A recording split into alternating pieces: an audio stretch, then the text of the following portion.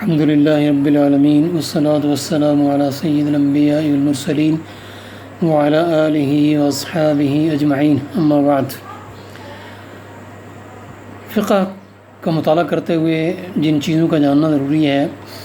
کچھ چیزیں میں نے پہلے بتا دی ہیں۔ ان میں سے ایک چیز تقلید ہے۔ تقلید کا مفہوم کیا ہے، اس کی قسمیں کیا ہیں اور شرعاً اس کا حکم کیا ہے، اسی حوالے سے کچھ چیزیں عرض کرنے کی کوشش کرتا ہوں۔ تقلید کا عربی زبان میں معنی ہوتا ہے وضع الشیء فی العنق محیطا بہ، گردن میں کسی ایسی چیز کو ڈال لینا جس کی وجہ سے گردن ہر طرف سے گھیرے میں آ جائے۔ اسی میں سے قرآن مجید کے اندر قلائد کا لفظ استعمال ہوا ہے، جو قربانی کے جانوروں کو گلے میں پٹا ڈال کے چھوڑ دیا جاتا تھا، اس نشانی کے طور پر کہ یہ قربانی کے لیے خاص کر دیے گئے ہیں۔ اور اسی طرح تقلید ہار پہنانے کے معنی میں بھی استعمال ہوتا ہے، اور تقلید کسی شخص کو کوئی معاملہ سپرد کرنے کے معنی میں بھی استعمال ہوتا ہے۔ اور اصطلاحاً اس کا معنی ہے تقلید کا العمل بقول من لیس قوله احدى الحجج بلا حجہ، یعنی کسی ایسے شخص کے قول کو مان لینا، اس کے مطابق عمل کرنا جس کا قول کوئی شرعی حجت نہیں ہے، اس کے قول کو کسی شرعی حجت کا مطالبہ کیے بغیر اور اس کے معلوم ہوئے بغیر قبول کر کے اس پر عمل کرنا، یہ تقلید ہے۔ اس لحاظ سے اگر دیکھا جائے تو تقلید کی اس تعریف سے نبی اکرم صلی اللہ علیہ وآلہ وسلم کا قول، آپ کا عمل اور آپ کی تقریر وہ نکل جاتے ہیں، وہ تقلید نہیں ہے۔ اسی طرح اجماع پر عمل بھی تقلید نہیں ہو سکتا، اس لیے کہ وہ اجماع ایک شرعی حجت ہے۔ اور گواہوں کی گواہی قبول کر کے قاضی کا اس گواہی کے مطابق فیصلہ کرنا، یہ بھی تقلید نہیں ہے، اس لیے کہ گواہوں کی گواہی پر قاضی کا، جج کا فیصلہ کرنا، یہ بھی ایک شریعت کا حکم ہے۔ تو تقلید کسی کے قول کو یہ حسن ظن رکھتے ہوئے کہ اس نے یقیناً شارع کی مرضی کے مطابق مجھے یہ قول یا یہ فتویٰ یا یہ حکم بتایا ہے، تو اس حسن ظن پر اس کے قول کو اختیار کر لینا، اس پر عمل کرنا اور اس سے دلیل کا مطالبہ نہ کرنا۔ تقلید کی قسمیں ہیں۔ حکم کے لحاظ سے سب سے پہلی قسم حرام تقلید ہے، دوسری واجب تقلید ہے، تیسری جائز تقلید ہے۔ حرام تقلید کا مطلب یہ ہے کہ آپ اپنے آباء و اجداد کی تقلید کریں محض اس لیے کہ وہ آپ کے آباء و اجداد ہیں، آپ کے اکابر ہیں، آپ کے بڑے ہیں، یا کسی شخص کی تقلید کریں جس کے بارے میں آپ کو بالکل پتہ ہی نہیں ہے کہ یہ اجتہادی صلاحیت رکھنے والا شخص تھا یا نہیں تھا، عالم تھا یا نہیں تھا۔ اسی طرح حرام تقلید یہ بھی ہے کہ آپ جس کی تقلید کر رہے ہیں، آپ کو پتہ چل جائے کہ اس کا کوئی قول شرعی دلیل کے خلاف ہے، پھر بھی آپ اس قول میں اس کی تقلید جاری رکھیں۔ یہ تینوں قسم کی صورتیں جو ہے نا تقلید حرام کے اندر آ جاتی ہیں۔ دوسری قسم ہے تقلید واجب، اور تقلید واجب کا مطلب یہ ہے کہ ایک عام آدمی جس کو دین کی سمجھ نہیں ہے، اس کا فہم اتنا نہیں ہے، اجتہادی صلاحیت نہیں ہے کہ خود کتاب و سنت سے دین کو اخذ کر سکے، احکام کا استنباط کر سکے، تو وہ یقیناً کسی مجتہد کی بات کو مانے گا، اس کی تقلید کرے گا۔ جمہور کے نزدیک عامۃ الناس کے لیے واجب ہے کہ وہ کسی مجتہد کی، عالم کی تقلید کریں۔ البتہ امامیہ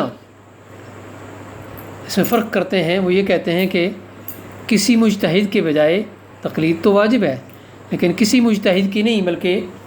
امام معصوم کی تقلید جو ہے نا وہ واجب ہے، ائمہ معصومین کی تقلید واجب ہے۔ اور البتہ ابن حزم ظاہریہ اور بعض قدریہ وہ جمہور کے مخالف ہیں، وہ یہ کہتے ہیں تقلید حرام ہے، مطلقاً حرام ہے۔ لیکن دلائل کی روشنی میں اگر دیکھا جائے تو جمہور کا مسلک ہی راجح ہے۔ اللہ تعالیٰ نے خود عامۃ الناس کو حکم دیا فاسألوا اہل الذکر ان کنتم لا تعلمون، تمہیں علم نہیں ہے تم اہل ذکر سے پوچھ لو، جو جانتے ہیں ان سے پوچھ لو۔ اور یہ پوچھ کر عمل کرنا یہی گویا کہ تقلید کی ایک صورت ہے۔ تقلید جائز اس کی کئی صورتیں ہو سکتی ہیں، اور یہ عام طور پر مجتہد کے لیے ہے۔ کوئی مجتہد اگر بھرپور کوشش کے باوجود اس کو کسی مسئلے کی دلیل معلوم نہیں ہو سکی اور تو مجبور ہے اس مسئلے میں، اگر اس کے پاس کوئی دلیل کوشش کے باوجود اس کے دستیاب نہیں ہو سکی تو دوسرے کسی مجتہد کی وہ تقلید کرے گا، یہ جائز ہے۔ کبھی یہ بھی ہو سکتا ہے کہ وہ دلیل تو پا لے لیکن ایک دلیل نہیں ہے، دو دلیلیں ہیں، متعارض دلیلیں ہیں، اور دونوں میں تطبیق اور توفیق کی صلاحیت اس کے پاس ہے نہیں، تعارض کی صورت بن جائے تو ترجیح نہ دے سکے تو پھر بھی اس کے لیے جائز ہے کہ وہ کسی دوسرے مجتہد کی دونوں دلیلوں میں سے ایک دلیل رکھنے والے کی تقلید کر لے، یہ بھی جائز تقلید ہے۔ اور کبھی یہ بھی ہو سکتا ہے کہ کوئی مجتہد ایسی صورتحال سے دوچار ہے کہ وہاں اجتہاد کا وقت ہی نہیں ہے، فوراً اس نے عمل کرنا ہے، اور اجتہاد کرنے اگر بیٹھے گا تو پھر عمل نہیں کر سکے گا۔ ایسی صورت میں بھی اگر کسی مجتہد کا مسلک اس کو معلوم ہے تو پھر اس کے لیے جائز ہے کہ وہ تقلید کرے۔ اس کے بعد عام طور پر 2-3 الفاظ استعمال ہوتے ہیں، ان میں فرق معلوم ہونا چاہیے، دین، شریعت اور فقہ۔ اس کی وجہ یہ ہے کہ ان تینوں الفاظ میں اور ان تینوں اصطلاحات میں جو شرعی اصطلاحات ہیں اور عام استعمال ہوتی ہیں ہمارے لٹریچر کے اندر اور عام لوگوں کے زبانوں پر بھی ہیں،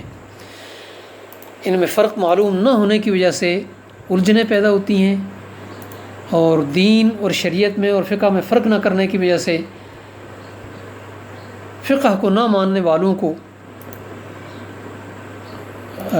آدمی کبھی دائرہ اسلام سے خارج قرار دے سکتا ہے، اور کبھی فقہ کو بھی دین کے شریعت کے برابر سمجھ سکتا ہے، اور یہ بہت بڑی غلط فہمی ہے۔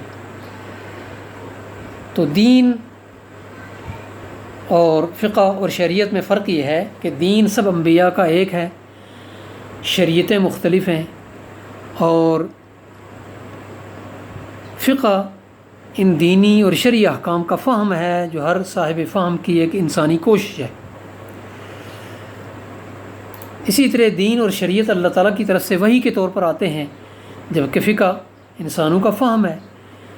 اور تیسرے نمبر پر جو فرق ہے وہ یہ ہے کہ دین اور شریعت معصوم ہیں، ان میں کوئی نقص نہیں، کوئی عیب نہیں اور غلطی کا امکان نہیں، جبکہ فقہ یعنی انسانی فہم، اس میں خطا کا امکان بھی ہے اور خطا واقعہ بھی ہوئی ہے۔ اور فرق یہ ہے کہ اگر فقہ میں کسی فقیہ سے مجتہد سے خطا ہوئی ہے تو شرعاً اس کو یہ خطا نہ صرف یہ کہ معاف ہے بلکہ اس پر اللہ تعالیٰ کے ہاں اس کو ایک اجر اور ثواب بھی ملے گا۔ اور چوتھا فرق دین، شریعت اور فقہ میں یہ ہے کہ دین اور شریعت کا منکر تو کافر ہو جاتا ہے، دائرہ اسلام سے خارج ہو جاتا ہے، اور فقہ کا منکر دائرہ اسلام سے خارج نہیں ہوتا۔ اگرچہ فقہ کا انکار کوئی شخص زبانی ہی کر سکتا ہے، وہ اگر امام ابو حنیفہ، امام شافعی، امام مالک، امام احمد بن حنبل یا کسی بڑے فقیہ کی فقہ پر عمل نہیں کرے گا تو اس کی اپنی فقہ ہوگی، اس کا اپنا فہم ہوگا، یا اس کی مسجد کے امام کا فہم ہوگا، یا اس کی مسجد کے خطیب کا فہم ہوگا، یا اس کے کسی پیر مرشد کا جس پر وہ اعتماد رکھتا ہے اس کا فہم ہوگا۔ فہم کے بغیر عمل ہو ہی نہیں سکتا۔ تو یہ چیزیں تھیں جن کو میں بتانا چاہتا تھا۔ اللہ تعالیٰ مجھے بھی اور آپ کو بھی دین کا صحیح فہم نصیب فرمائے۔ وآخر دعوانا ان الحمد للہ رب العالمین۔